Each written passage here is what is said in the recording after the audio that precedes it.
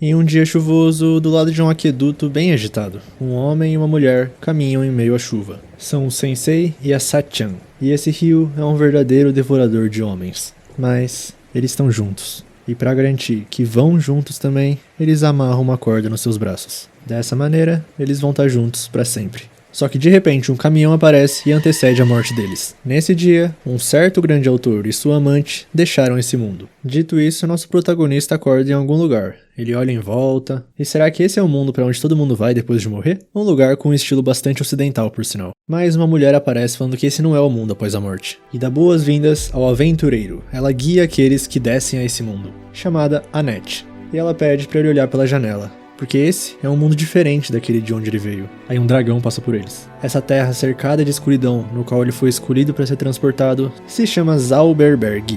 E ele é o herói que vai trazer luz a esse mundo. Com isso, ele chega à conclusão de que, em outras palavras, além de falhar no duplo suicídio, ele foi trazido para esse mundo estranho? Assim começa a refletir que a vida dele tem sido uma vida de muita vergonha.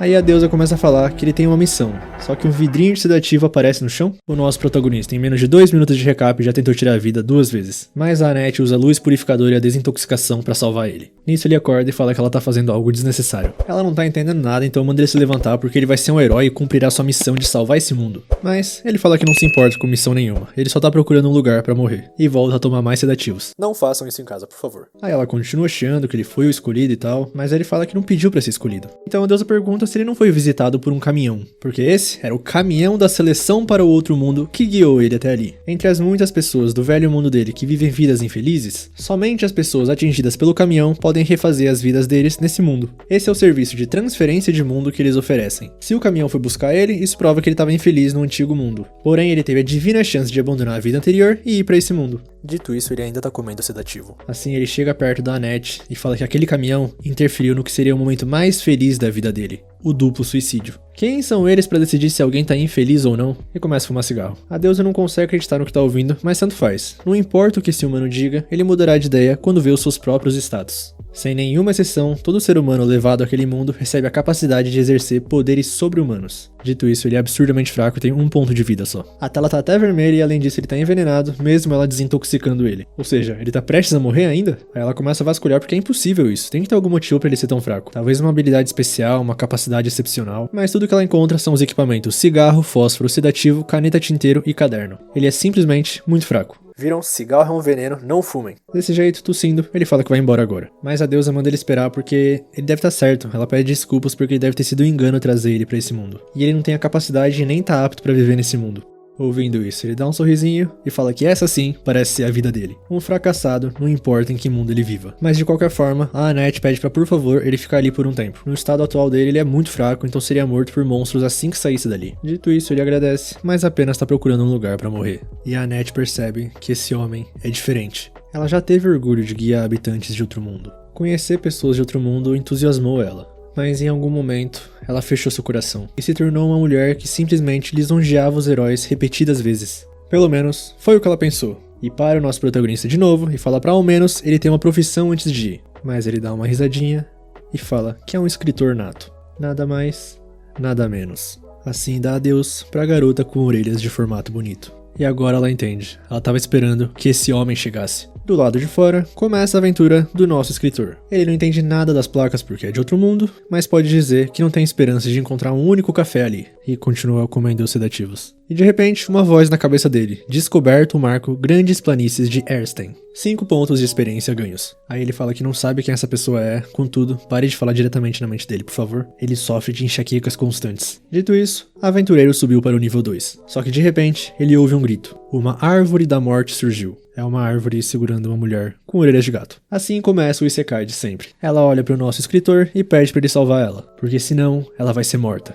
E ele só consegue pensar que tá conhecendo muitas pessoas com orelhas de formato estranho hoje. De qualquer forma, ele acha que as mulheres moribundas, que estão prestes a morrer, certamente são lindas. Desse jeito, ele pergunta se poderia escrever um romance baseado nela, mas ela não entende o que ele tá falando e só quer que ele vá salvar ela. Aí ele entende o recado, vai para baixo dela, estende as mãos, dá um pulinho também, e como ele imaginava, ele não a alcança. Aí a árvore pega ele dá um sorrisinho, porque não consegue respirar. E começa a puxar um papo com ela, falando que parece que eles não têm muito tempo de vida. Aí ela começa a falar que as árvores da morte têm a habilidade sucção. Elas roubam a força vital dos seus prisioneiros. Ou seja, em alguns minutos, eles vão estar mortos. Por isso, nosso protagonista fala que essa é uma boa notícia. E pergunta se ela, na verdade, também tá animada, né? Assim, ele tá começando a se sentir fraco e finaliza com um goodbye. E morreu? Só que o galho que tá segurando ele começa a apodrecer. Aí vai apodrecendo e de repente a árvore toda tá podre.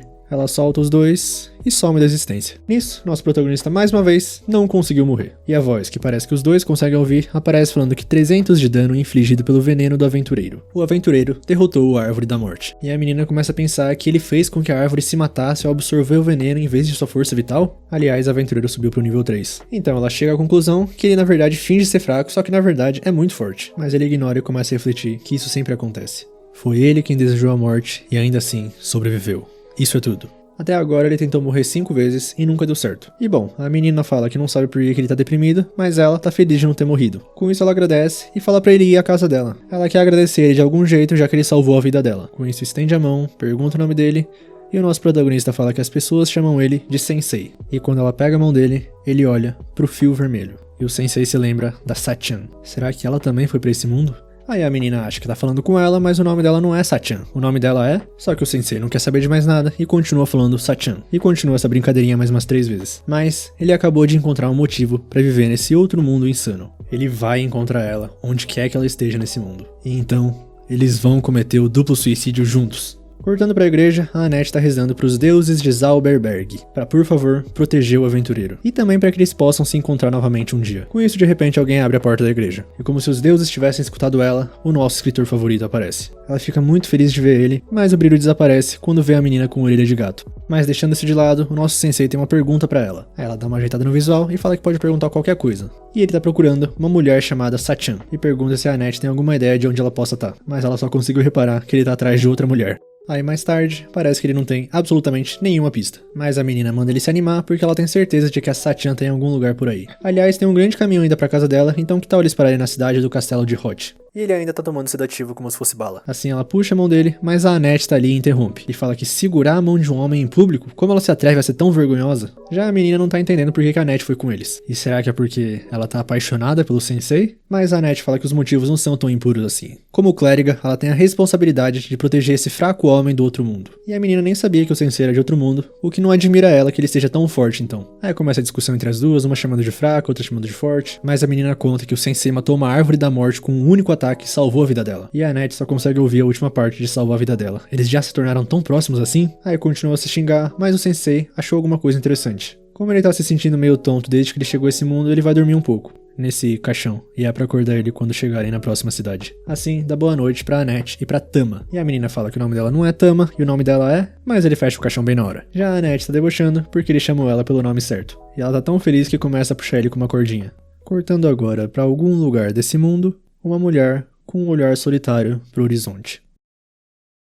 As duas não aguentam mais carregar o sensei e começam a ficar preocupadas se ele realmente não morreu. Mas a Annette vê as stats, vê que tá baixo ainda e vê que ele tá realmente só descansando em paz. Uma frase um pouco inusitada pra se dizer sobre alguém dormindo num caixão. Lá dentro, o nosso protagonista só consegue pensar na Sachan e no duplo suicídio. Logo, pelo fim da tarde, no meio de uma rua movimentada na cidade do castelo de Hot, um caixão se abre e um homem sai andando dele. E a Annette fala pra eles irem pro castelo ter uma audiência com o rei por enquanto. E o caixão ficou lá no meio da rua. Com isso, já no castelo, o rei de Hot, Thomas, e a sua filha, a princesa Charlotte, dão boas-vindas aos nossos viajantes. E o rei ainda deixa eles passarem a noite no castelo, olha que generoso. Mas tem uma condição. Mais que tudo, ele adora ouvir as histórias dos viajantes. E nisso, nesse caso, o nosso sensei fala que pode contar como é a sensação de dormir num caixão. E com essa carinha amigável dele, o rei começa a achar que ele tá sendo ameaçado. Mas a Annette percebe o clima, muda de assunto rapidamente e fala que a princesa Charlotte é muito bonita. Aí o rei fica todo orgulhoso, aproveita e fala que ela vai se casar em breve também. E aliás, como os nossos viajantes estão ali, ele vai pedir um conselho pra eles. Dessa maneira entram 2 homens na sala, e um é o Gomes, o valente guerreiro, e e o outro é o Otto, o menestrel errante do amor. E o Rei continuou que talvez por causa da influência do Rei Demônio da Ira, a atividade dos monstros aumentou recentemente. E ele tá muito velho pra lidar com isso, então ele decidiu que um desses dois vai se tornar o marido da Charlotte e o próximo rei consequentemente. Só que a nossa pequena Charlotte ainda não se decidiu e o sensei tá comendo aspirina de novo. Bom, e esse é o conselho que o rei quer pedir pros nossos viajantes. Vai ser o Gomes o lutador ou o Otto o amante? Qual o marido mais adequado pra Charlotte? Uma ótima pergunta pra se fazer pra 3 viajantes que eles acabaram de conhecer e acabaram de chegar na cidade. Dito isso, o sensei solta um sei lá e começa a falar que o futuro da filha dele depende dessa escolha importante, né? Então não é uma pergunta a se fazer aos viajantes que acabaram de chegar. E ainda chama o rei de Rei Tirano Terrível. Além disso, fala que ele não tá apto pra ser um rei. Mas depois de falar tudo isso, ele pondera que como alguém que não tá apto a viver em nenhum mundo, ele não tem o direito de dizer isso. E as nossas 2 meninas começam a pedir 1000 desculpas pro rei. Mas o rei entende que o sensei é de outro mundo, então não tem o que fazer. Só que parece que isso fisgou a atenção da nossa princesa Charlotte. Logo mais à noite, o nosso sensei não tá conseguindo dormir. Com isso, a Annette também acorda e pergunta o que foi, então ele fala que nunca consegue dormir. Aí a nossa menina fica um pouco preocupada e começa a perguntar quem é a Satyan exatamente. Só que antes dele responder, um rabo levanta debaixo das cobertas da cama dele. Aí a Annette tira o cobertor e a Tama tá dormindo ali. O que deixa a nossa clériga furiosa. Como ela pode descansar a cabeça nas coxas de um cavalheiro? Então a Tama fala que tava com frio, é o que a espécie dela faz. Aí elas começam a brigar como sempre, e enquanto isso o sensei vai dar uma arejada nos corredores do castelo. E nisso, ele encontra a princesa Charlotte observando o horizonte. Eles começam a conversar como o lago é lindo e como o sensei quer se afogar nele. Aí a princesa fica um pouco assustada com isso que ele diz, mas ele fala que parece que ela tá mais preocupada do que ele. Desse jeito ela começa a falar que não consegue escolher entre o Gomes e o Otto. O Gomes chegou faz pouco tempo no castelo e ainda assim ele já é o mais confiável dos soldados deles. Além de que o pai dela aprova bastante ele e por esse motivo provavelmente ela devia escolher ele. Mas o Otto é um amigo de infância dela, e sempre que ela se sentia deprimida, ele escrevia músicas e cantava elas pra nossa princesa Charlotte. Ela tá nesse dilema, então o sensei fala que ao contrário dele, ela é uma garota verdadeiramente gentil que se preocupa com o pai. Assim ele começa a contar sobre a vida dele, que ele tentou suicídio e duplo suicídio inúmeras vezes, e isso incomodou muito a própria família. No entanto, ele nunca pediu a outra pessoa que escolhesse como ele devia viver. E sai falando que ela devia perguntar a si mesma o que realmente deseja e fazer isso.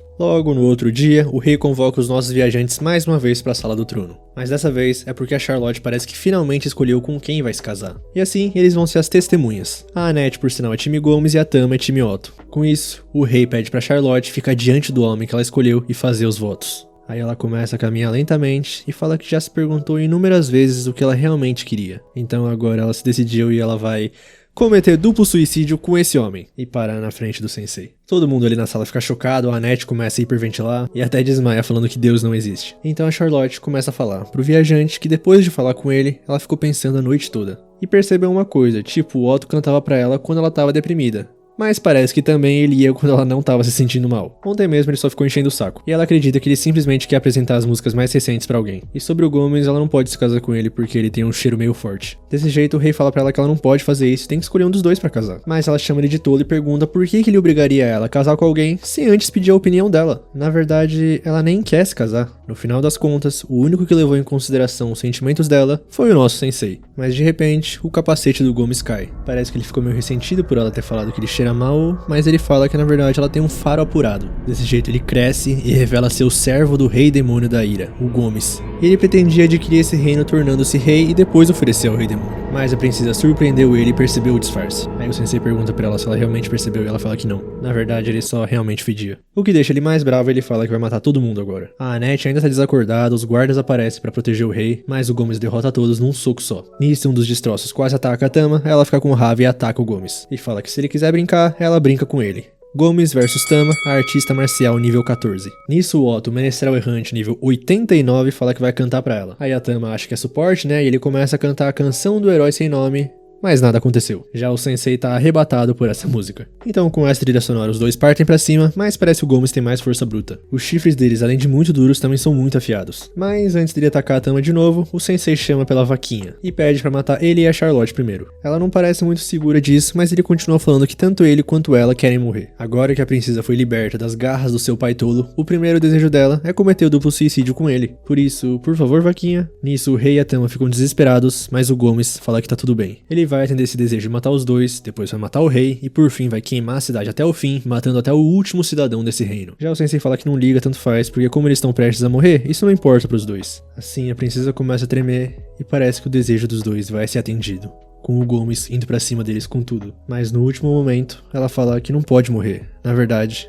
ela quer viver e proteger o povo desse reino. Nisso, o sensei dá um sorrisinho porque sabia que ela era uma princesa gentil e empurra a ex-parceira de duplo suicídio. E quando o Gomes parece que ia acertar ele, a Annette acorda e usa forte barreira de luz. Ela não vai deixar o sensei morrer enquanto ela estiver ao lado dele. Aliás, ela é uma clériga nível 18. E o escudo é tão forte que os chifres do Minotauro se despedaçam. Agora é a vez da Tama e ela usa a investida do gato selvagem, acertando em cheio o Gomes, que sai voando caindo no lago. E até que elas fazem uma boa dupla. A Tama até agradece a Annette dessa vez, e vice-versa, mesmo a Tama reclamando que o nome dela na verdade não é Tama. E o Otto fala que vai transformar a amizade delas em uma canção. Com tudo acabado, o rei se ajoelha pra Charlotte e pede desculpas. Ele reconhece que não tá apto pra ser rei e nem pra ser o pai dela, como pode um pai não reconhecer os sentimentos da própria filha. Ele implora por perdão, e a nossa gentil Charlotte fala que de agora em diante ela quer falar com ele sobre o reino e sobre eles também. E o sensei observa essa cena adorável e fala que não conseguiu morrer de novo. Outro dia, e relatam pro rei que monstros apareceram no portão sul. E o rei, ou, na verdade, rainha Charlotte, fala que a guarda real vai cuidar disso. E o Otto continua cantando do lado de fora. Já com os nossos protagonistas, tudo de volta ao normal. As duas estão conversando sobre a princesa Charlotte e carregando um caixão.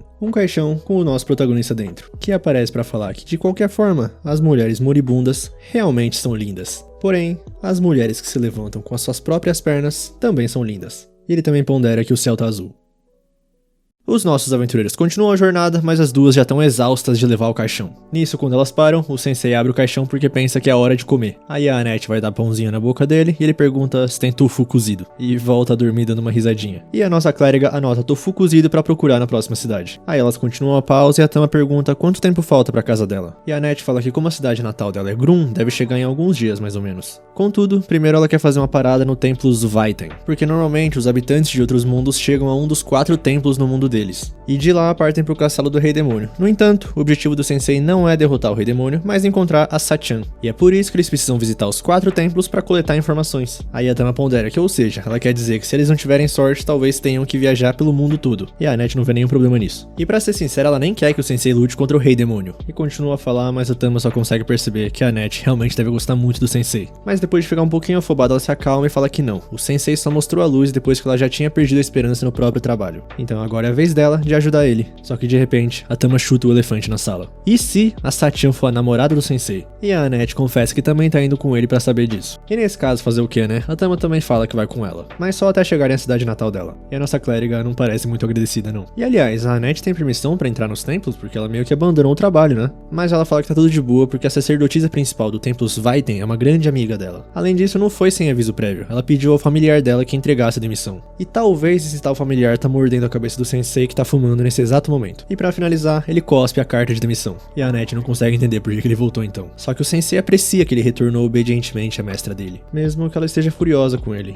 Então, o sensei decidiu. O nome do bicho vai ser Melos. E parece que o Melos gostou disso. Dito isso, o sensei volta a dormir porque tá incomodando muito o barulho do Melos. E a Annette tá chorando no cantinho pedindo perdão dos deuses por ter abandonado o poço sem aviso prévio. E de repente o Melos começa a ficar mais agitado que o normal e sai voando. Parece que ele sentiu a presença do bicho que tá chegando atrás da Annette e da Tama. Um dragão, o monstro mais poderoso desse mundo. Elas não entendem o que ele tá fazendo ali, mas de repente, alguém aparece e manda Ryuka parar. Essa pessoa caminha em direção ao dragão sem medo e começa a fazer carinho nele, além de começar a falar palavras numa língua desconhecida, pelo menos pra mim. A Annette pergunta quem é ela, mas a domadora de dragões só fala que tem muitos monstros na área, então eles devem partir logo. E de repente o sensei levanta perguntando se é hora de comer. Nisso as meninas pedem desculpas pelo susto que ele deu e ele é um pouco excêntrico porque é de outro mundo. E a dragoa parece que não gostou muito dessa última parte dele ser de outro mundo, e fala que vai matar ele. Não só ele, mas todos os habitantes de outro mundo. E usa uma espécie de hack do rei, seguido por um baita feixe de luz que a Annette consegue bloquear usando a forte barreira de luz. Só que a barreira de luz não é tão forte assim. Mas mesmo assim manteve eles 3 vivos pelo menos. As duas tentam ficar de pé pra proteger o sensei, mas com um olhar, a mulher joga elas no chão, deixando elas imóveis. E uma marca aparece nela, a marca do Rei Demônio da Ira. Desse jeito, quando parece que ela vai finalizar todo mundo, o sensei levanta. E fala que como o negócio dela com habitantes de outro mundo, essas duas não tem nada a ver com isso. O oponente dela é ele.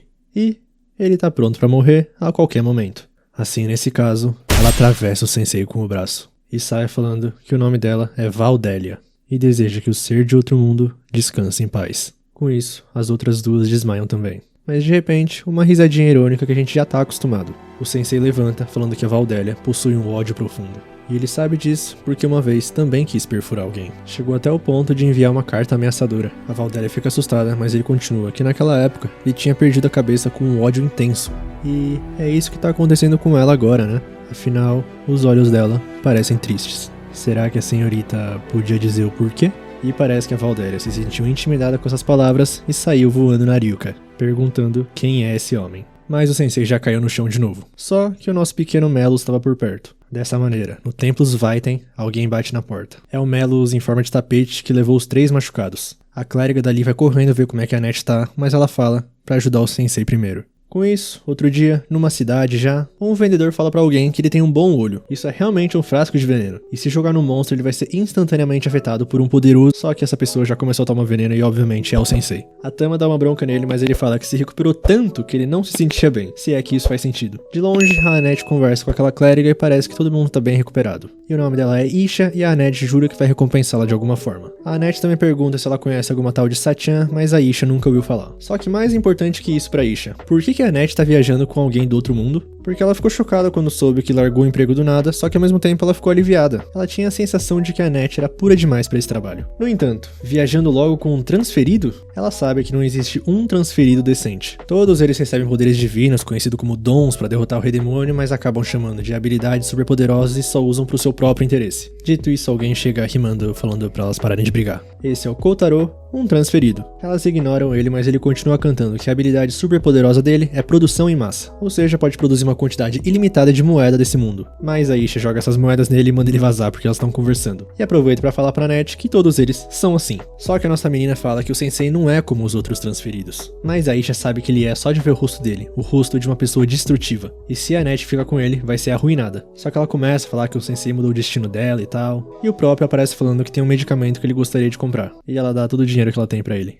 Talvez ele já tenha arruinado a Annette. Aí então a Isha pergunta qual o dom que ele tem, porque não deve ser nada impressionante já que o grupo deles foi aniquilado. Assim, a Annette fala que ele não tem um dom. Apesar disso, ele arriscou a própria vida contra o Rei Demônio da Ira pra proteger elas. Só que a Isha não entende o que ela tá falando, porque o Rei Demônio da Ira foi destruído por outro transferido há 7 dias. Desse jeito, cortando pro castelo do Rei Demônio, um dragão grita, mas uma pessoa no trono fala que não importa o quanto ele lata, o mestre dele não voltará. E do lado de fora, a Valdélia clama pelo pai. Voltando para os nossos protagonistas, a Tama tá incrédula que o Rei Demônio da Ira já foi destruído. Mas, a paz finalmente chegou aos Zauberberg pelo jeito. Só que peraí, se isso for verdade, quem que era aquela Valdélia? E essa é a questão do milhão. E além disso, o sensei não apareceu há 7 dias? E a Annette fala que sim, nunca vai se esquecer, esse dia mudou a vida dela. Mas o que a Tama quis dizer é, por que o sensei foi pra esse mundo se não tem mais um Rei Demônio pra derrotar? E de repente nosso protagonista rasga um monte de folha e joga pelo ar. E dá a clássica risadinha dele e solta a clássica frase dele falando que acha que vai morrer.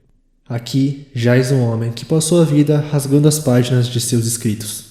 Isso é o que ele quer que grave na lápide dele. O que aconteceu foi que ele tentou escrever sobre todos os eventos que aconteceram desde que ele chegou nesse mundo. Só que ele não consegue fazer isso e agora tá se desesperando. Aí a Annette fica toda empolgada perguntando como é que ele descreveu o encontro deles. E o sensei fala que não escreveu nada sobre ela. E ele se pergunta o porquê, e ele também tá comendo aspirina de novo, e acho que eu não preciso mais falar disso. Quando ele conheceu a Valdélia, sentiu uma estranha onda de criatividade, mas desapareceu. Com isso, a Annette fala que tal eles saírem pra relaxar na cidade. Considerando o futuro deles, tem algumas coisas que ela gostaria de comprar pro sensei. E um pouco depois, sensei equipou armadura de prata. Essa coisa aí parece que até mesmo desvia feitiços de nível iniciante. E a Annette fala que é bom, porque não tem como prever quando eles vão ser atacados ou por quem. E ela não quer mais ver o sensei sofrer, por mais que ele não pareça muito confortável. Só que ele mesmo fala que esse sentimento opressivo não é ruim. Aí a Annette termina botando o capacete na cabeça dele, porque elas vão sair pra comprar algumas coisas e não é pra ele ir pra nenhum lugar sem elas. Por mais que acho que assim ele nem consiga. Logo mais tarde, a Isha tá passeando na cidade e vê umas crianças em volta de algo. Uma armadura de prata que tem um transferido dentro. Mas, de qualquer jeito, ela queria falar com o sensei mesmo. E faz um anúncio que de agora em diante, a Annette vai ficar com ela. Ela é muito pura, confia muito fácil nas pessoas, mas o fato de estar com um transferido com certeza vai deixar ela infeliz. Por isso, como amiga, a Isha não pode ignorar isso. Então, é pra ele desfazer o grupo com a Annette. Só que o nosso sensei dá o clássico sorrisinho e fala que cabe a Annette decidir se vai com ele ou não.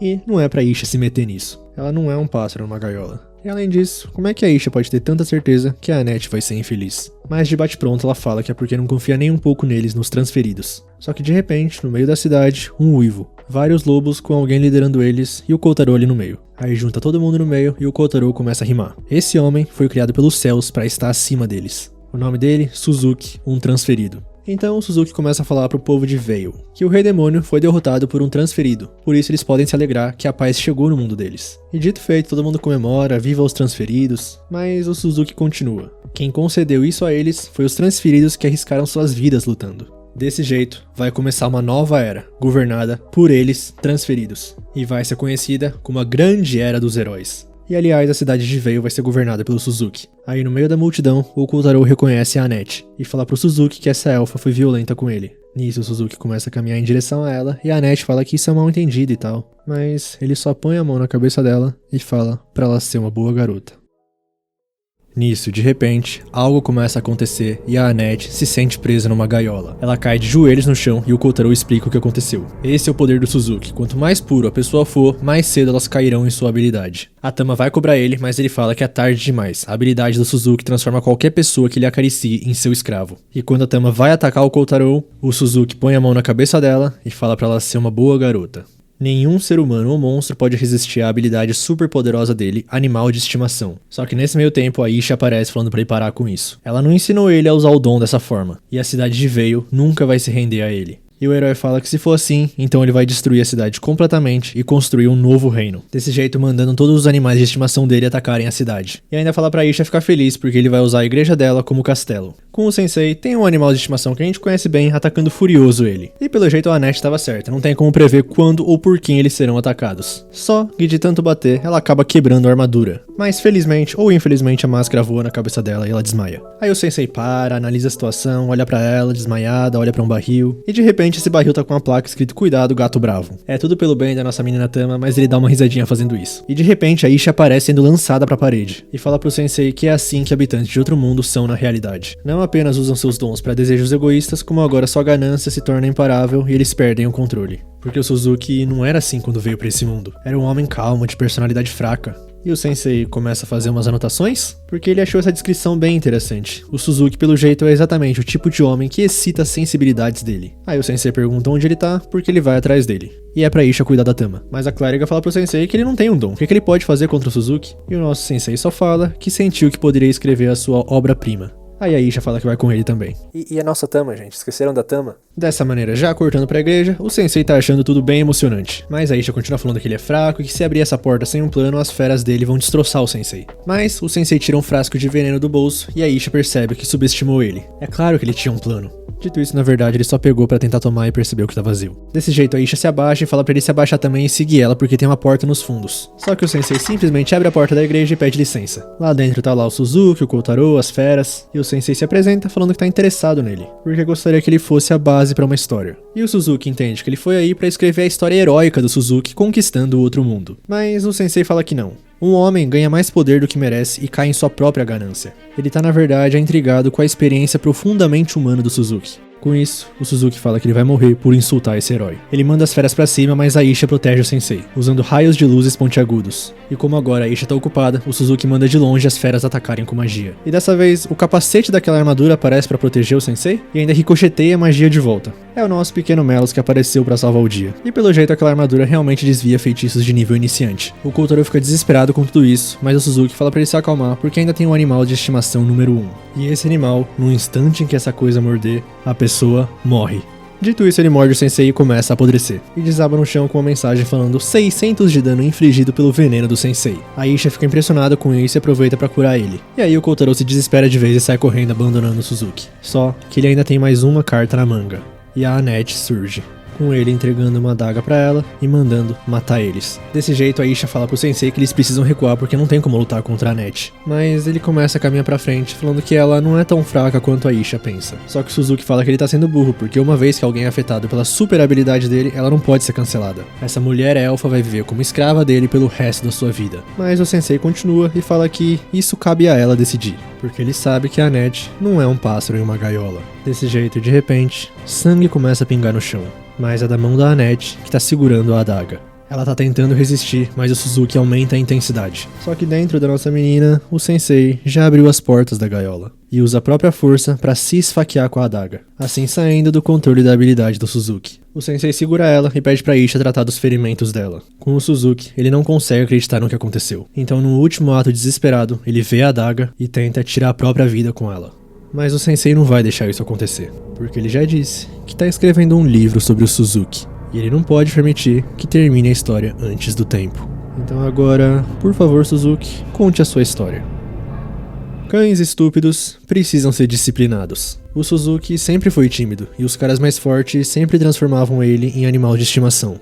Ele pensou em morrer inúmeras vezes, mas não teve nem coragem de fazer isso. Então um dia, um caminhão acertou ele e ele foi parar nesse mundo, onde a Isha o recebeu falando que ele foi escolhido para salvar esse mundo. Ele tinha começado a fazer isso usando o poder dele, mas quando ele andava nas ruas, o povo já começava a falar sobre ele. E ele sentia na pele como era mal visto por ser transferido, que era praticamente real o que ele sentia no mundo antigo. Alguém que recebeu constantes fracassos em seu passado, recebeu poder repentinamente e se tornou um herói. Acreditaram mesmo que ele salvaria um mundo alienígena? Só que agora ele vê que não importa em que mundo ele habite, ele é apenas um Zé Ninguém de vontade fraca. O sensei anota tudo isso e tá finalmente concluída. A história de um homem miserável que, apesar de esperar viver como um herói nesse mundo, não conseguiu se tornar nem herói nem vilão devido à sua própria fraqueza. Um título bom talvez seria Fracasso de Herói, mas melhor seria Isekai Shikaku, Fracasso no Outro Mundo. Ele falou o nome do anime, rapaziada, quem não arrepiou aí? E de repente as folhas do caderno dele começam a voar. Circulam o Suzuki e o sensei agradece a ele. Ele finalmente conseguiu escrever algo que o satisfizesse. No entanto, infelizmente, isso não pode ser considerado uma obra-prima.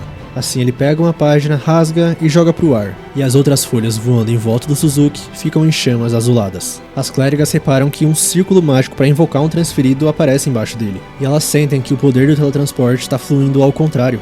E onde um dia existiu um Suzuki, agora não resta mais nada. Ele foi transferido de volta para o seu próprio mundo. Então a Annette dá uma conferida nas stats do sensei e tá lá, habilidade escrita, o contador de histórias. E por sinal ele tá envenenado ainda. Só que a habilidade de repente desaparece. Assim a Isha começa a pensar que talvez seja uma habilidade especial que só ativa contra determinados alvos, no caso transferidos. Isso significa que o sensei foi trazido para esse mundo para lutar contra os transferidos? E o tal se joga no chão porque ele não conseguiu escrever a obra-prima de novo. E resmunga que precisa encontrar outra pessoa que desperte a sua sensibilidade. E toma uma aspirina. Aliás, ele pergunta para onde foi o Suzuki. Na cidade, de repente os monstros vão embora. E a gata brava sai de dentro do barril, realmente brava. Mais tarde, o sensei já tá dentro de um caixão novinho e agradece a Isha porque esse é exatamente o modelo que ele solicitou. Então a clériga puxa a Annette pra um cantinho pra conversar e fala pra ela que é possível que o sensei tenha um papel importante a cumprir no futuro desse mundo. E a jornada vai ser difícil e perigosa. Por isso, a Annette vai ter que apoiar ele. E a Isha sabe que ela pode fazer isso. Desse jeito, já na hora da despedida, a Isha pergunta pro sensei sobre o Suzuki. Será que ele se tornou assim porque esse mundo lhe concedeu mais poder do que ele merecia? Será que ele voltará pro seu próprio mundo e viverá uma vida miserável novamente? E o sensei fala que a verdade é que a história do Suzuki ali, o herói desse mundo, chegou ao fim. Entretanto, sua história em seu próprio mundo, não. E se isso vai se tornar uma obra-prima ou não, cabe a ele decidir. E dessa maneira, os nossos protagonistas continuam a jornada.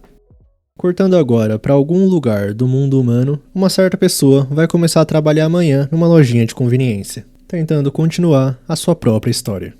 Cortando para a região de Sontag, no estado papal, na Catedral de Weiss, a Isha é invocada lá e outro clérigo chamado Wolf dá boas-vindas a ela. E ela fala que, como sempre, ele tá bebendo, mas ele fala que ela não sabe a sorte que tem dos Demi viverem na jurisdição dela, porque ele vive um pesadelo que tem que lidar com anões todos os dias. Pelo jeito, o cheiro corporal deles é terrível. Desse jeito, o Elton, o arcebispo Goblin, chega nele falando que ele não devia fazer comentários tão preconceituosos no estado papal. Ele realmente se chama Elton. E parece que não apenas ele é o primeiro não-elfo a ser nomeado sacerdote, como alcançou o posto de arcebispo. Então ele fala que a espécie não importa, porque mesmo entre os elfos tem uns que agem de maneira imprópria. E agora, o Wolf ficou irritado. Mas o cardeal Miller aparece para dar boas-vindas a todos. Com isso, todo mundo se senta para começar a reunião, mas em cima da hora chega a última participante. E tropeçando, pelo jeito ela é aquele clássico personagem atrapalhado. Essa aí é a nova bispa do templo Erstein. Substituta da nossa Annette é a bispa Arya. Ela se apresenta a todos porque é a primeira vez que os vem e fala que Denstar, que é a terra sagrada das montanhas e chamas, não tem nada a relatar. Mas o cardeal dá uma segunda chance falando que ouviu dizer que a Charlotte, a filha do rei de Hot, herdou o trono. E a Arya se lembra e pede desculpas por não relatar isso. Agora é a vez do Elton, arcebispo do templo Virten. E na região de Mitchwatch, a terra santa dos lagos e da água, a paz e a calma continuam a prevalecer. A propósito, ele fala que é um prazer conhecer a bispa Arya, mas atrasos são estritamente proibidos. Agora é a vez do Wolf e do templo de Dritten. E na jurisdição dele de Sandstag, a terra santa dos desertos e da terra, eles estão se virando bem. Mas o cardeal fala que ouviu dizer que há conflitos frequentes entre os anões. Só que o Wolf fala que isso daí é o cotidiano, eles até tentaram bater nele quando tentou mediar. Agora é a nossa Ishi do templo de Sveiden, e ela relata o que aconteceu na jurisdição de Tonerstag, a terra santa das florestas e do vento. Sobre o caso com Suzuki e tal, e eles estão trabalhando para restaurar a cidade. E o cardeal fala que isso é um bom gancho, porque na verdade ele os convocou para falar sobre os transferidos mesmo. Ele contextualiza que depois da derrota do Rei Demônio para os transferidos, o Papa decidiu selar os círculos mágicos conectando o mundo deles aos outros e assim cessando a convocação de transferidos. Porém, parece que os 7 transferidos que derrotaram o Rei Demônio da Ira reivindicaram suas terras e se tornaram seus novos governantes. E recentemente, o Papa recebeu uma declaração deles dizendo: com o nosso poder, transformaremos todas as terras de Zauberberg em uma utopia. Os bispos ficam chocados e perguntam como é que tá o Papa. E pelo jeito ele tá bem angustiado porque ele acreditava que os transferidos eram anjos enviados para salvar o mundo deles.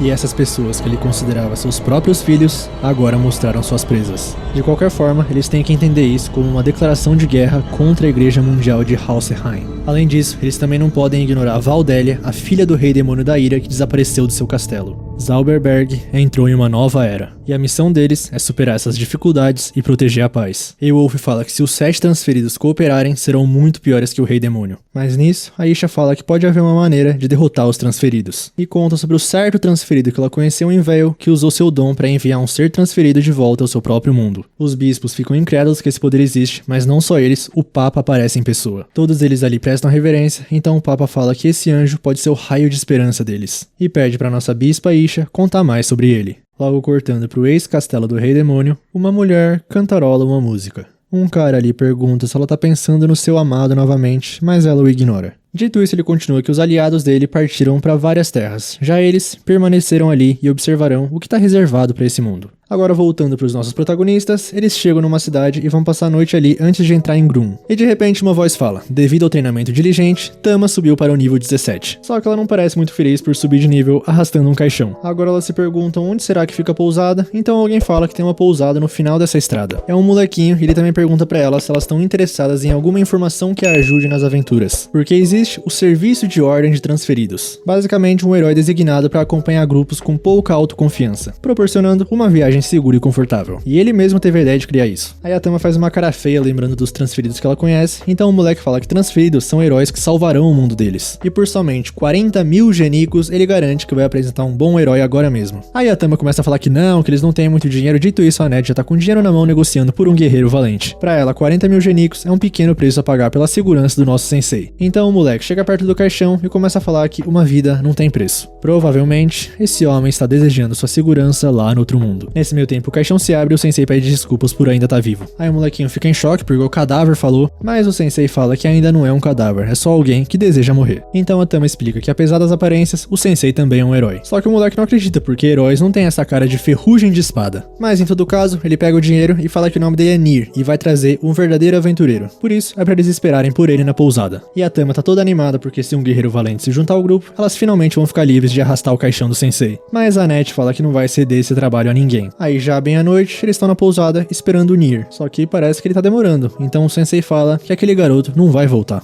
porque ele tinha os olhos de um adulto. Então a velhinha da recepção pergunta se eles estão esperando um garoto chamado Nier. Aí a Net explica a situação e a velhinha começa a falar que esse é um dos métodos dele. Aquele garoto nunca conheceu um aventureiro. Indo direto ao ponto, elas foram enganadas pelo Nier, o Bocudo. Nisso a Net começa a colapsar lembrando dos 40 mil, mas a Tama ajuda ela a se acalmar. Aí o sensei pergunta a história desse tal de Nier e a velhinha começa que ele é um órfão que começou a viver na cidade em algum momento. E ele ganha a vida enganando os visitantes que vão a essa cidade de vez em quando. É o estorvo da cidade porque não tem nenhum adulto na vida dele pra repreendê-lo. A velhinha até sente pena dele, porque esses heróis dos quais ele fala nem devem existir. Se pessoas tão maravilhosas realmente existem, por que não o salvam? Dessa maneira, cortando pro Nier, ele dorme na rua junto com sua espada, mas de repente, um grupo de pessoas rapta ele. O levam para uma casinha isolada e pegam todo o dinheiro dele. Então o Nier pergunta o que vão fazer com ele, porque se algo acontecer com ele, os seus amigos transferidos não vão ficar quietos. Mas pelo jeito, os caras que raptaram ele são esses transferidos. E todos eles mostram as habilidades, e um deles tem a arma definitiva que pode perfurar até a pele de um dragão, a Arma Insana. Eita nome criativo, hein? Arma Insana. E eles explicam que ouviram dizer que o Nier tem usado o nome deles para ganhar um dinheirão, e garotos maus devem ser punidos com justiça. Nisso, eles começam até a fazer contagem regressiva para disparar o ataque.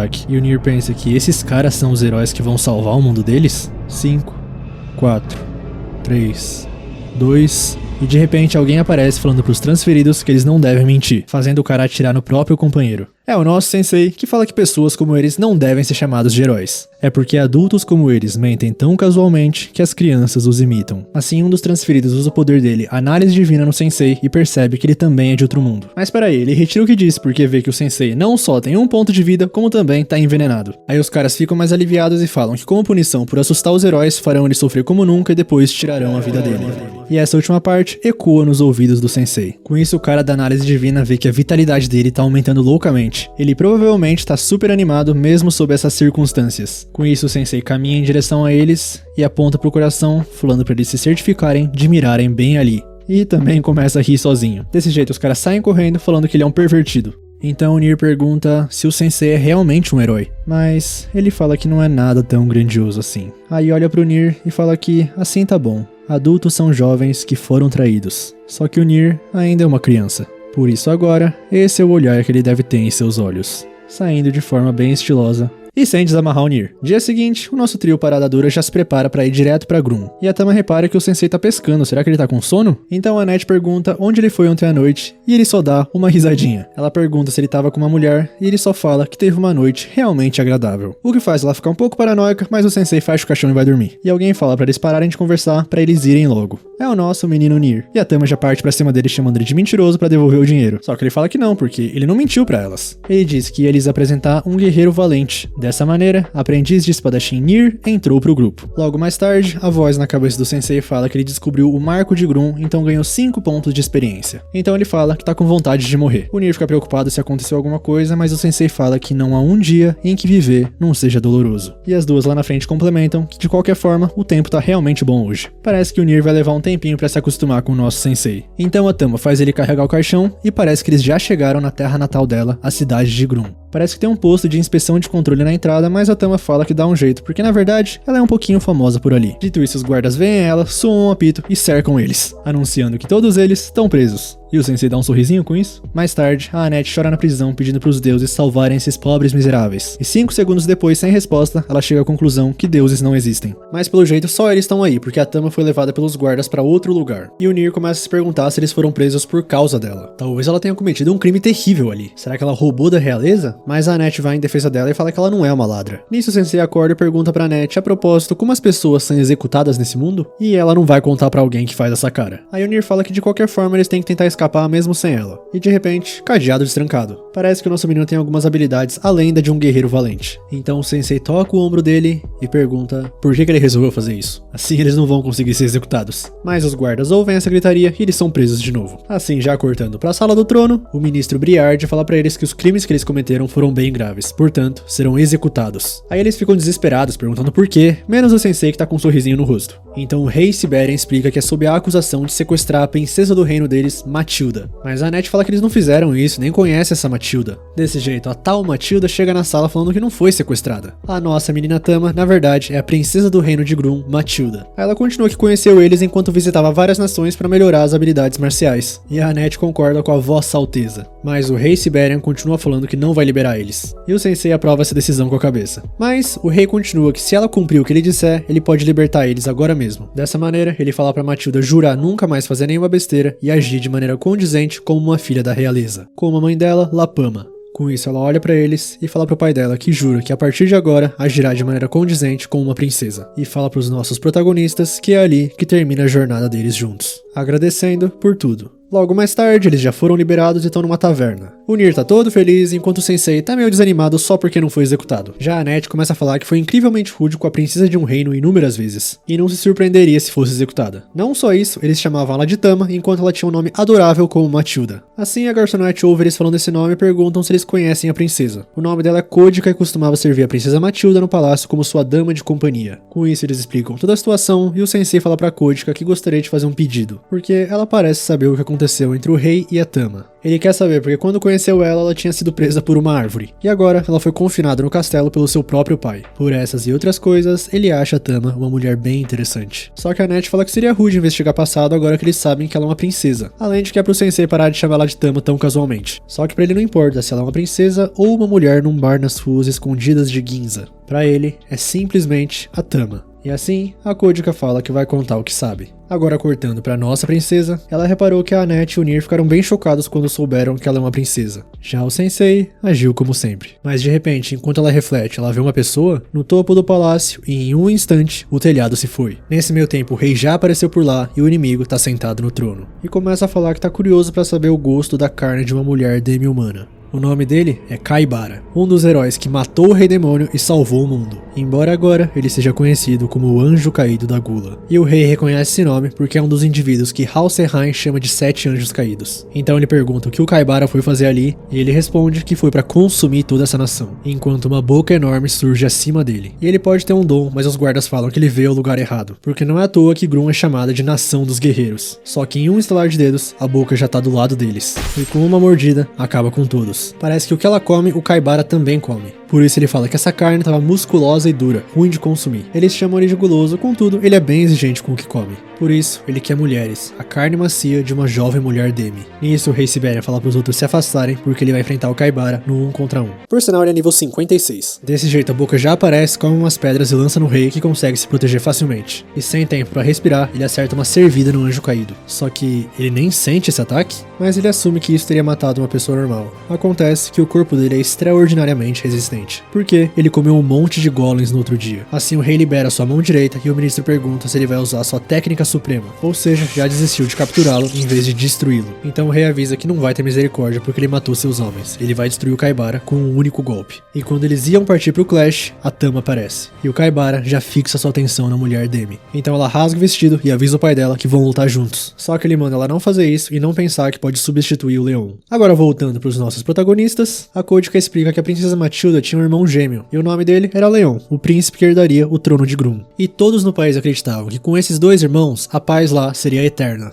Mas isso, só até a noite da tempestade, há 10 anos. Durante um desmoronamento no caminho de volta do castelo, o príncipe Leon e a rainha Alapama partiram repentinamente desse mundo. Nisso, o rei entrou em depressão e ficou recluso por muito tempo. Já a Tama, que observou isso de longe, pediu pra Kojika cortar o cabelo dela. Um sinal que ela tinha tomado uma decisão. Ela ia tomar o lugar do irmão dela e tranquilizar a mente de seu pai. No entanto, o que aconteceu foi o oposto, e uma profunda fenda se formou entre os dois. Voltando pra luta, o rei Siberian fala pra Tama que as artes marciais dela são totalmente inúteis. Só que isso deixa ela mais brava e parte pra cima do Kaibara sem pensar, que em um instante levou a boca pro lado dela, e quando ela ia ser comida, o pai dela tira ela dali, mas pagando um preço por isso, o seu braço direito. E o anjo caído ironiza que é lindo a relação entre pai e filha, mas tá desapontado porque o rei não pode usar mais sua técnica suprema, assim terminando de mastigar o braço. A Tama fica mais furiosa vendo isso e parte pra cima do Kaibara. Só que dessa vez o ministro intervém e foge com ela. Agora é realmente 1 contra 1, Kaibara contra o rei Siberian. Na cidade, o sensei agradece a Kojika pela história e o ministro Briage aterrissa com a Tama bem na frente deles. Ele explica que ela tá só inconsciente, mas um transferido malvado apareceu no castelo de Grum. E já nesse meio tempo, uma explosão acontece. O povo fica desesperado porque é o rei Siberian que foi lançado, e ele tá sem os 2 braços. Então o anjo caído da Gula se apresenta e se autoproclama o novo rei dessa terra. E todo mundo pode ficar tranquilo que ele não tá ali pra oprimi-los, só tá ali pra provar a carne dos demis que vivem ali. Mas claro, só mulheres e crianças. Por isso os homens podem continuar trabalhando normalmente, só que o povo não aceita calado. Então o Kaibara usa um de demonstração, porque ele também come homens, para que a família inteira fique junta dentro do estômago dele. E não adianta o povo também tentar fugir, porque ele colocou monstros que serviam o rei demônio por toda a cidade. Assim fala pra todos que vê eles na mesa de jantar. Só que com o sensei, ele dá uma risadinha e fecha seu livro, e fala pra Tama inconsciente que, recentemente confinada por seu pai, agora é a princesa de uma nação caída. Ela é, de fato, a heroína de uma tragédia. No entanto, a heroína que ele procura nunca aceita a tragédia docilmente. Por isso o sensei manda ela abrir os olhos e mostrar o resto de sua história. E na mente da nossa princesa, ela se lembra da mãe dela falando uma coisa. Só que obviamente ela acorda antes de revelar pra gente. E na cama da Kojika, por sinal. Então ela sai desesperada e pergunta pro pessoal o que aconteceu. E o ministro contextualiza ela de tudo, até sobre os braços do rei. Assim ela tenta sair correndo de novo, mas ele para ela. Só que dessa vez até a Kojika fala pra ela não ir, porque nem o rei teve chances contra ele, mas a Tama fala que foi porque ele tava protegendo ela. Por isso ela sente a responsabilidade de proteger essa nação no lugar do seu irmão Leon. E isso é um problema que ela precisa resolver. Mas a Annette interrompe e fala que se lembra do terrível acidente. O acidente que tirou a vida de 2 membros da família real há 10 anos. A tragédia da passagem Clocone. E a clériga ouviu dizer que não houve um único cidadão que não tenha derramado lágrimas quando soube da notícia. Essa é a prova mais forte que a realeza desse país é amada pelo povo. E em razão disso, se eles perderem a Matilda também, as pessoas perderão a esperança. E a Annette pede pra deixar com eles. Como princesa dessa nação, a Tama não pode se colocar em perigo agora. E ela pode ficar tranquila porque ela não viu, só que eles têm um segredo pra derrotar transferidos. Nisso, o sensei convoca a Annette, o Nier e o Melos para ir até lá. E o ministro fala pra nossa princesa que ela tem bons amigos. Agora já cortando pra entrada do palácio, o Ogro A e o Ogro B recebem eles. A Annette manda o Sensei e o Nier se afastarem, mas o nosso protagonista caminha pra frente e avisa que eles foram pra serem comidos. E começa que ele tá sempre pensando na morte, em como morrer, por isso ficou bem emocionado no discurso do novo rei, já que ele nunca tinha pensado em morrer por ser comido. Então é pros dois ogros contatarem o rei e avisar que alguém que quer ser comido veio ao castelo. Dito isso, os monstros estão confusos com o que fazer com esse pervertido. Aí o Sensei começa a ficar bravo com essa demora toda e corta pra masmorra pra uma cena que a gente já viu. A Annette presa pedindo pros deuses salvarem esses miseráveis, mas dessa vez ela aceita mais rápido que deuses não existem. Aí o Sensei manda ela parar com esse comportamento vergonhoso, porque a morte é uma coisa boa. Porém, agora não é o momento de dizer isso. E puxa um grampo do boné do valente guerreiro e fala que agora é a vez dele. Cortando pra princesa Matilda, o ministro foi levar uma sopa pra ela, mas só resta um quarto vazio com uma janela aberta. Com o Kaibara, o rei ainda tá vivo sem os braços do lado dele, e os ogros aparecem falando sobre o humano que quer ser comido. Mas alguém chega chutando a bunda deles. Quem o anjo caído da gula mais queria comer? A nossa princesa Matilda. Voltando mais uma vez pro passado da nossa princesa, ela observa o treinamento do leão com o pai deles. E um treinamento bem pesado por sinal. Então o pai vê a Matilda e dá uma bronca nela, só que ela pede pra deixar ela lutar também. E continua achando que não é justo só o irmão dela poder fazer isso. Assim o rei Sibéria manda ela se portar como uma princesa, colocar um vestido e ir ler alguma coisa no quarto. Mais tarde ela fala com a mãe que odeia o pai, que não queria ter nascido princesa porque queria estudar artes marciais também. Com isso, mais uma vez a gente vai pra cena onde a mãe ia falar alguma coisa pra Tama. E voltamos pro presente. O Kaibara fala que só deixou o rei vivo pra tentar atrair a Tama mesmo, enquanto ela fala que vai o derrotar com as próprias mãos. E o herói tá realmente ansioso pra se divertir um pouco, porque seria uma pena comer ela em uma mordida só. Mas de repente, sem a nossa princesa estar esperando, ela já recebe em cheio uma técnica do pai dela. Essa é a habilidade super poderosa do Kaibara, a gula. Ele não só ganha mais habilidades dependendo da carne que ele come, como ganha a capacidade de usar as habilidades possuídas por essa carne. Ou seja, ele avisa a Tama que ela vai ser dilacerada pelas habilidades de seu próprio pai antes de ser devorada por ele. Com os nossos protagonistas, a Annette tá elogiando o Sensei pelo plano genial dele que ele tinha desde o começo. Por mais que ela confesse que achou que ele realmente queria ser comido. O Nier não entende muito bem, então o Sensei dá uma risadinha. Só que peraí, eles foram pra um quarto em vez de ir pro transferido? Esse é o quarto da rainha. E o Sensei começa a fuçar as coisas da falecida. O Nier fica bravo, fala que eles tinham que estar indo derrotar o Kaibara e tal. Então o Sensei pede ajuda do valente guerreiro pra abrir uma gaveta e ele fica todo lisonjeado. Assim sendo, lá dentro tem um livro? Voltando pra luta, a Tama ainda consegue ficar de pé, por mais que sem conseguir se defender de nenhum ataque do Kaibara. E a nossa menina começa a pensar se suas artes marciais são realmente inúteis. Assim, mais uma vez voltando pro flashback, ela pergunta pro seu irmão por que ele treina o tempo todo. Porque ela sabe que ele não gosta de lutar. E o Leon mesmo na época admitiu que a Tama pode ter mais talento que ele pra isso. Só que ao mesmo tempo, era por isso que ele precisava se esforçar mais do que todo mundo. Pra se tornar forte como pai, pra que possa ser capaz de ser um príncipe, capaz de proteger a irmã, a mãe e toda essa nação. Por isso, ela se levanta mais uma vez. O rei manda ela parar, manda ela perceber o quanto ele é mais forte. E ela sabe de tudo isso, mas mesmo assim, o Leon nunca desistiria. Ouvindo isso, Kaibara começa a rir e fala que ela é incrível. E tá ansioso porque realmente se sente vivo quando come carne vigorosa igual a dela. E agora ele tem certeza que pode falar isso. Todos aqueles dias deploráveis que passou em sua vida passada foram por causa de hoje. No seu antigo mundo, ele poderia muito bem estar morto. Nasceu numa mansão que era praticamente um castelo, seus pais compravam tudo que ele queria, todos os dias sua mesa estava repleta de pratos luxuosos, enquanto seu próprio coração ficava cada vez mais vazio. Daí um dia, ele teve uma ideia, porque estava afim de se sentir vivo. Então ele pegou o garfo, foi em direção à empregada e a atingiu com isso. Contudo, seu desejo não foi atendido e ele continuou insatisfeito. E ele já imaginava isso, porque desde o início ele não era nada mais do que um animal mantido numa gaiola. Aí um dia ele saiu pelas ruas, todos o chamando de afortunado, como sempre, e ele agredia um sem-teto só de raiva por ter ouvido essas palavras, porque pra ele era a pessoa mais infeliz do mundo. Assim, naquele dia, um caminhão o acertou.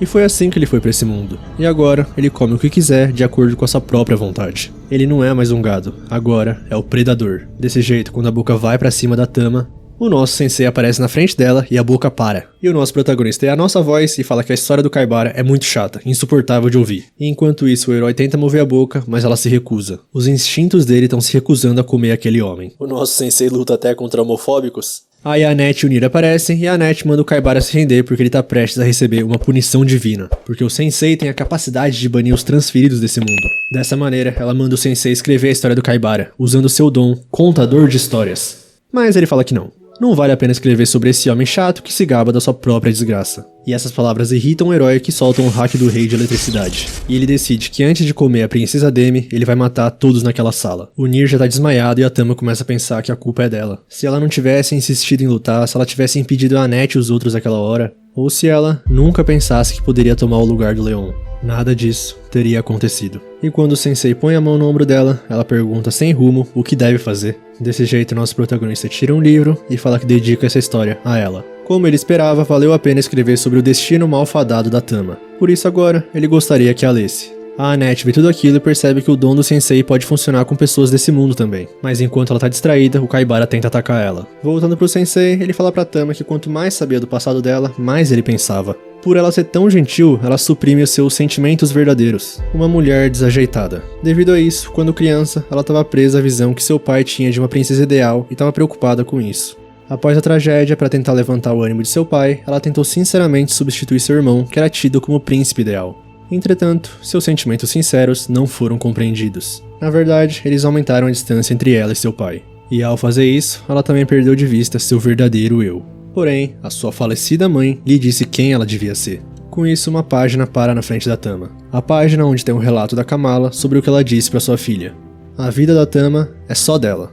Ela deve viver como achar melhor. Se o pai dela não permitisse, a Kamala o convenceria. Mas a criança não precisava se preocupar, porque até mesmo seu pai só queria que ela fosse feliz. Voltando para agora, o Sensei avisa que ela tá numa encruzilhada.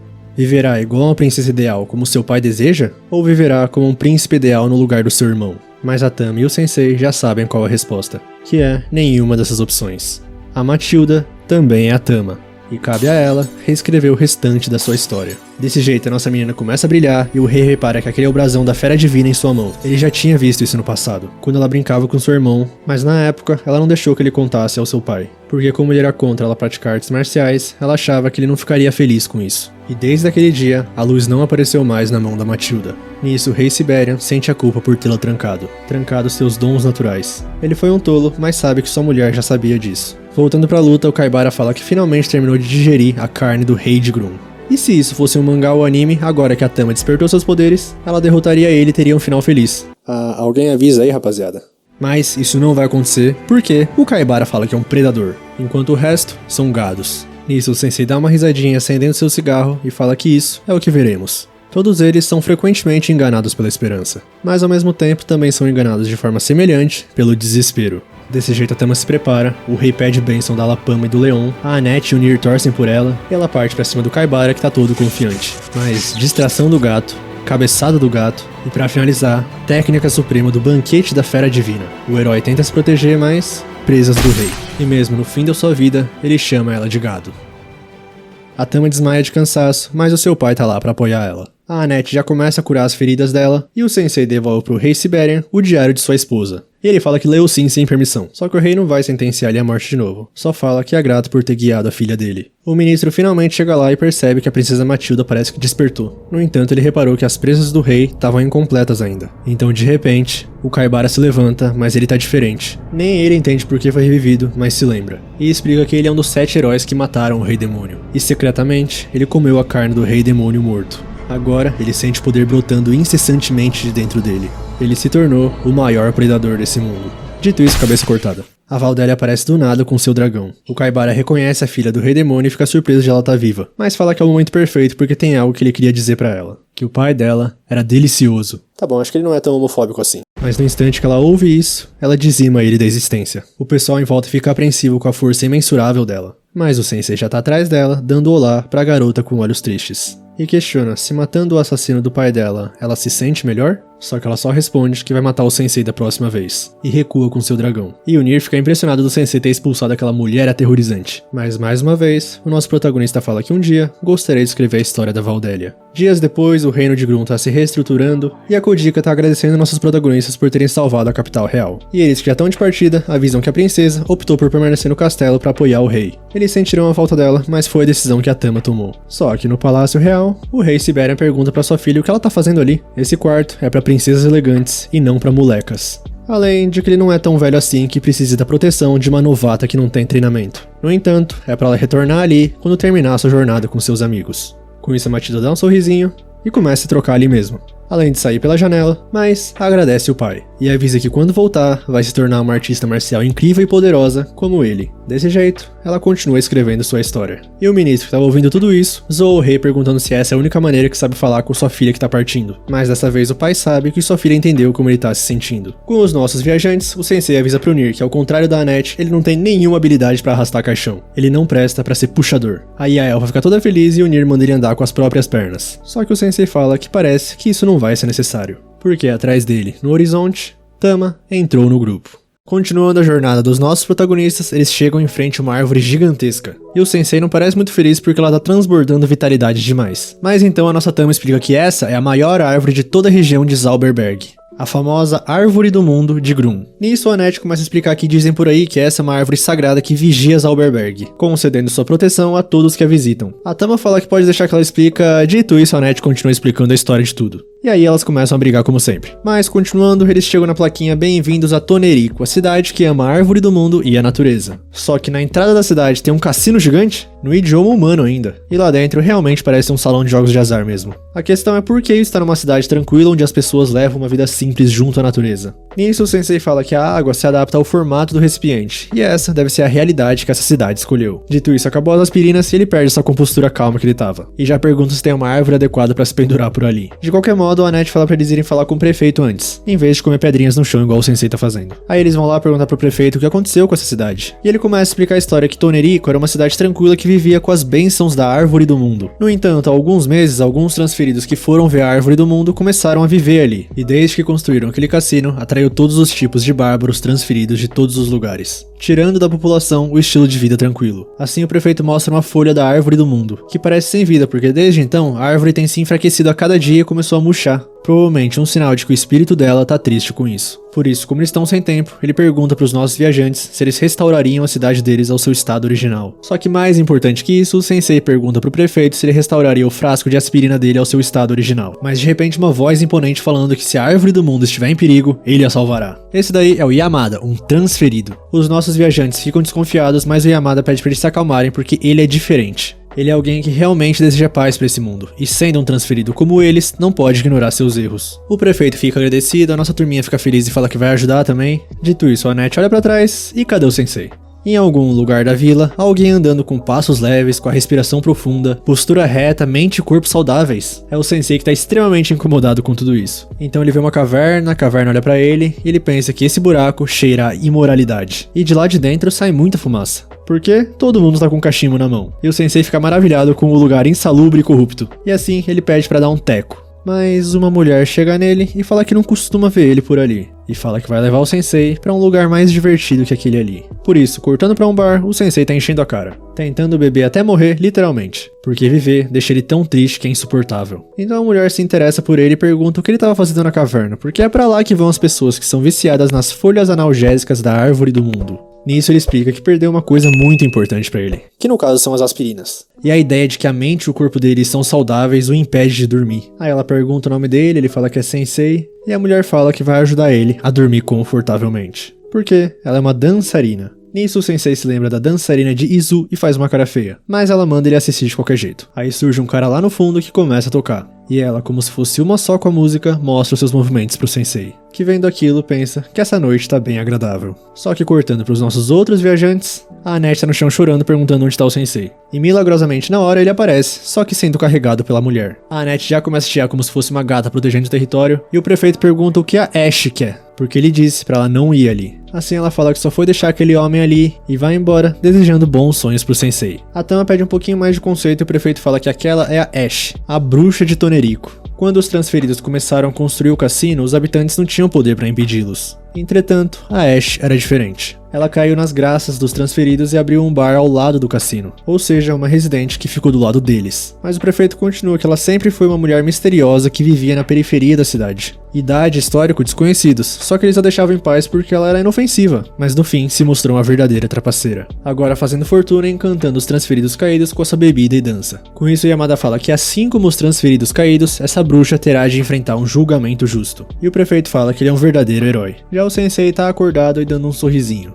Logo, dia seguinte, e mais uma vez o sensei sai sozinho. A Annette vai atrás dele e pergunta onde ele vai porque é hoje que vai ser a batalha contra os transferidos. Só que ele não se lembra de ter aceitado um trabalho tão perigoso. O que ele precisa agora é da paz concedida por aquele bar. Nisso, Yamada aparece e fala pra Annette que não tem mais jeito, ele já foi encantado pela bruxa. Mas não precisa se preocupar, porque quando eles destruírem o mal que habita essa vila, ele tem certeza que o sensei cairá em si. Dito isso, nosso protagonista já tá no bar agradecendo a Ash. Graças a ela, ele esqueceu a vida dolorosa na noite passada e sonhou. Mas mesmo assim, ela fala que ele não devia ficar por ali, porque ela é conhecida como bruxa, então não é pra culpa ela se ela arruinar ele. Com isso, o sensei fala que é exatamente isso que ele quer. Sendo assim, um brinde e que o espírito da Árvore do Mundo conceda proteção à vida dolorosa do sensei. Ele não entende muito bem isso, então a Ash conta a história. Quando o espírito da Árvore do Mundo descende, os desejos dos fracos e doentes serão atendidos, e eles serão salvos. Por isso, que tal o sensei orar um pouco pra árvore? Isso pode aliviar a dor dele. Mas ele dá uma risadinha e pergunta se não é ela que quer ser salva? Isso veio na mente dele quando ele a viu ontem à noite, assistindo a dança da Ash, que é linda, delicada, mas acima de tudo, cheia de tristeza. Só que antes dela responder, outros transferidos aparecem no bar, mandando ela servir algumas bebidas e parece que ele tá dando bronca nos caras que gastaram o dinheiro que deviam pra eles no cassino. E se não pagarem hoje, ele vai usar a habilidade super poderosa Formiga-Leão pra enterrá-la no deserto de Sanstag. Com isso, os outros saem correndo e só fica 2 no bar. E parece que são os donos do cassino. Eles começam a reclamar que os lucros diminuíram, se será que eles deviam transferir o cassino para outro local, mas o chefão fala que é muito cedo para isso. Primeiro, eles vão atrair o povo do outro lado da ponte. Eles só precisam mostrar para aqueles demes despreocupados a alegria do jogo de azar. E como é boa a sensação de fumar folhas extra fortes da Árvore do Mundo. Mas a Ash, ouvindo tudo isso, chega neles e fala que isso não soa muito bem, porque eles prometeram que só transferidos poderiam jogar no cassino. Só que ele fala que negócios são negócios. Além disso, ela também vai ganhar mais dinheiro com mais clientes. Dito isso, a Ash continua que não se importa com isso. Ela pagou muito dinheiro de proteção para que ele não encostasse nos moradores do outro lado da ponte. Mas o chefe ignora e manda o outro ir sequestrar alguns moradores para fazer eles ficarem viciados. A Ash até tenta para eles, mas ela é jogada longe. Mas o sensei chega nela e fala que no mundo da onde ele vem, eles não chamam mulheres como ela de bruxas. Ela é um anjo. Dito isso, terremoto do nada? Do lado de fora, um pedaço do cassino sai voando? Pior, o cassino inteiro foi destruído já. E o Yamada já se direciona para os transferidos e para a bruxa gananciosa. Agora eles vão enfrentar a punição por ter perturbado a vida tranquila dos habitantes inocentes da vila. Mas antes deles se enfrentarem, um sensei aparece, falando que o Yamada arruinou os sonhos agradáveis dele, e que não suporta gente como ele que gritam coisas grandiosas. Assim o Yamada fala que o sensei é uma vergonha para o resto dos transferidos, e que ele deve tomar juízo e considerar o que pretende fazer. Por isso, o sensei se senta ali e libera a passagem. Ele agradece o Yamada pela opinião, só que avisa que nunca mudou seus hábitos porque ninguém deu um sermão nele. E também nunca respeitou alguém por dar um sermão nele. Portanto, o Yamada diz que vai mostrar a ele como é uma conduta justa. Desse jeito, os transferidos vão em bando em cima do Yamada, que com um único ataque, o julgamento da justiça, acaba com todos. Eu sei que muitos de vocês duvidaram que ele era realmente forte. Até o Nier, por sinal. Dessa maneira, os transferidos fogem. Então agora o Yamada pergunta pra Ash se ela também vai virar sua lâmina contra ele. Mas ela só agradece ele por ter salvado a vila. Que fica feliz por ela ter aprendido a lição e sugere que ela corrija seu comportamento. Com isso, o povo comemora, o Yamada é o novo herói da cidade. Mas a bruxa traidora não é muito bem vista pela população ainda. O Yamada pede para as pessoas se acalmarem porque ela se arrependeu de suas ações. Mas eles ignoram e começam até a apedrejar ela, falando para expulsar a bruxa. O Yamada não consegue compreender essa reação. Então o sensei aparece, falando que todos os mundos são iguais. Todas as pessoas são escórias sem valor. Assim pergunta pro povo se é assim que eles vão tratar aquela que lutou sozinha para proteger essa vila. Ninguém acredita nele, mas ele continua que todas as noites ela bajulava aqueles rufiões em seu bar, mantendo ele sob controle para que nenhum mal acontecesse aos habitantes da vila. Sem ela, os transferidos teriam invadido muito antes. E se essa cidade tem um salvador, é a Ash. Os que atiram as pedras são os que deviam se envergonhar. Dito isso, a população ainda não acredita. Eles falam que essas são as mentiras de um homem encantado pela bruxa. Nisso, a Ash fala pro sensei que tá tudo bem, e vai embora da vila pedindo desculpas por todos pelos problemas que causou. E agora sim a população comemora que a verdadeira paz chegou. O Yamada não entende o que ele tá vendo com os próprios olhos e pergunta pro sensei se ele sabia que isso aconteceria. Então nosso protagonista fala que a linha que separa a retidão do mal é muito tênue. Entretanto, muitos desejam uma distinção clara e nunca duvidam que são bons. E quando gritado por essas pessoas, o delicado e belo amor verdadeiro por outra pessoa é apagado. O Yamada pergunta se ele estava errado, mas o sensei só fala que uma coisa é certa: essa vila voluntariamente abandonou sua própria protetora. Com isso, os nossos protagonistas deixam essa vila. Mas pro Yamada ainda não acabou. O prefeito chega nele e tem outra solicitação. O povo dali decidiu continuar com a mesma prática dos transferidos, vender as folhas da árvore do mundo. Como os malfeitores se foram, a árvore vai ser reavivada e considerar ainda mais bênçãos. Portanto, o povo gostaria que o Yamada se tornasse o novo guarda-costas da cidade, para caso os transferidos caídos ou a bruxa malvada voltassem para interferir os negócios deles. E quanto ao pagamento, o que acha de 10% dos lucros? E o Yamada, se lembrando das palavras do sensei, não consegue acreditar no que fez. Acordando para os nossos viajantes, a Tama fala que esse final deixou um gosto amargo na boca. A Annette pergunta pro sensei se ele já tinha entendido tudo, mas ele fala que apesar do que disse ao Yamada, ele não é diferente. Afinal de contas, também não conseguiu salvá-la. Mas de repente, folhas secas começam a cair do céu. São da árvore do mundo, que está completamente seca. Nesse meio tempo, atrás do sensei, uma luz. A Ash, com um visual diferente, surge atrás dele, agradecendo o sensei por ter sido o único a entender ela. E ela deseja que ele encontre um pouco de paz em sua vida, assim se transformando de volta numa luz e partindo. Só que com o sensei aparece algo, e ele se lembra da história da árvore do mundo, porque quando o espírito dela descende, os desejos dos fracos e doentes serão atendidos e eles serão salvos. Portanto, sensei adquiriu Calmotina Infinita. Que episódio diferente, né? Mas confesso que eu não tava esperando nem um pouco o pote de aspirina dele cheio no final. Aliás, se parar pra pensar, essa história toda aí de reflexão e tudo, foi só pra ter uma desculpa pro estoque de aspirina do sensei nunca acabar. Mas não é normal não ter um final feliz, né? O nosso pequeno Yamada aprendeu uma lição dura hoje. Mas se vocês assistiram até aqui, muito obrigado de verdade, espero que vocês tenham gostado do recap. Deixa o like se gostou, que ajuda bastante, se inscreve no canal, comenta aí o que vocês acharam do episódio mais diferente, né? E é isso, tamo junto, valeu, falou!